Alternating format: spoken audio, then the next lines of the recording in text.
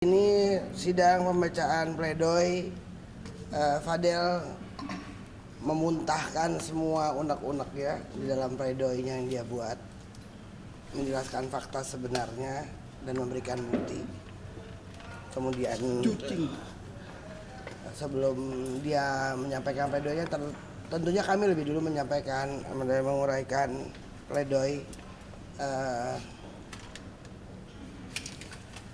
membantah apa yang dituduhkan oleh jaksa penuntut umum.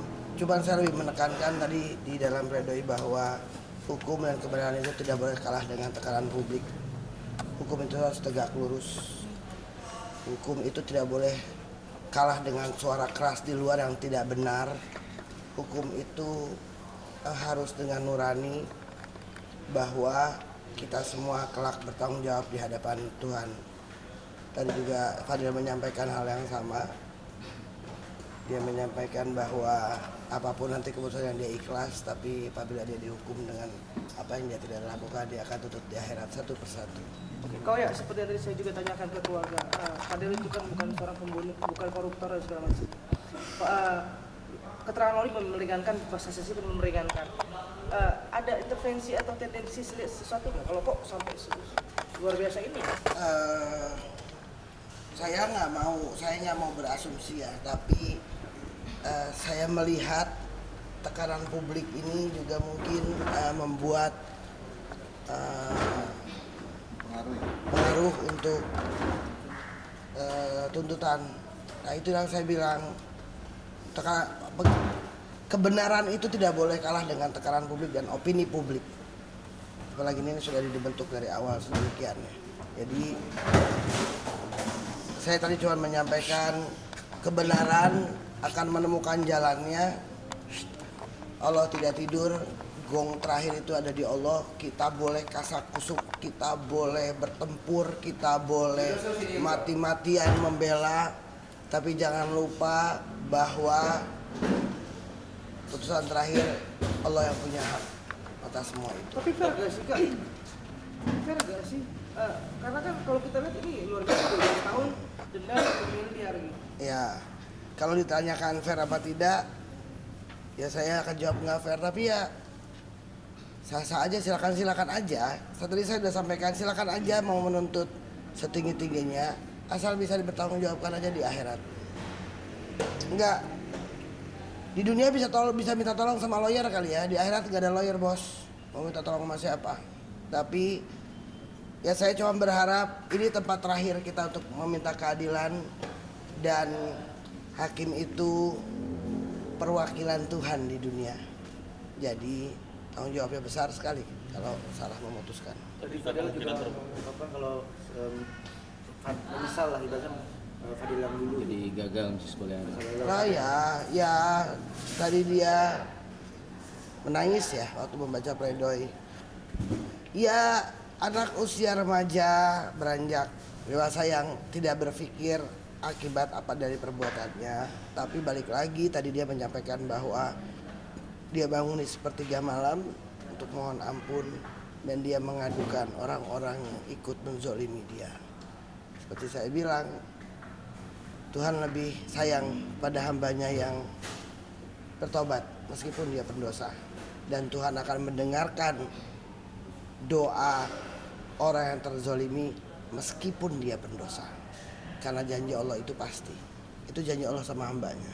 Jadi saya bergantungnya udah sama Allah. Secara dunia saya udah ikhtiar maksimal menurut saya.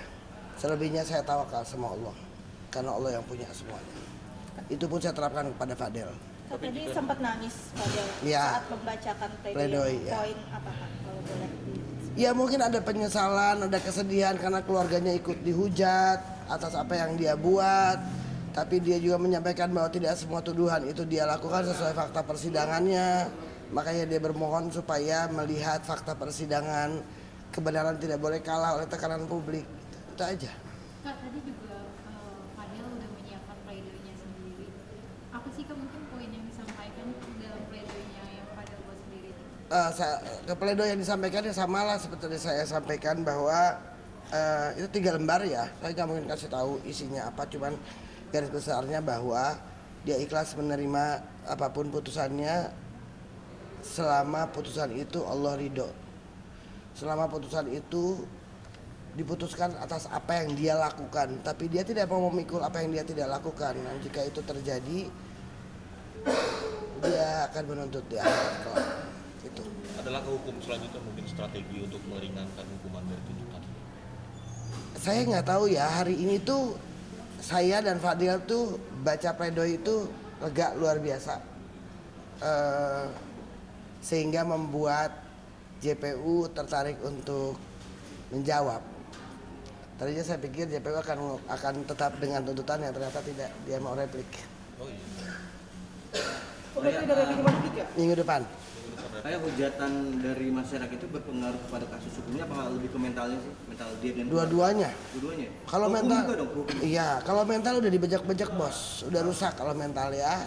Kalau hukum ya itu, aduh nih di negara kita ini hukum nggak boleh takut sama tekanan publik.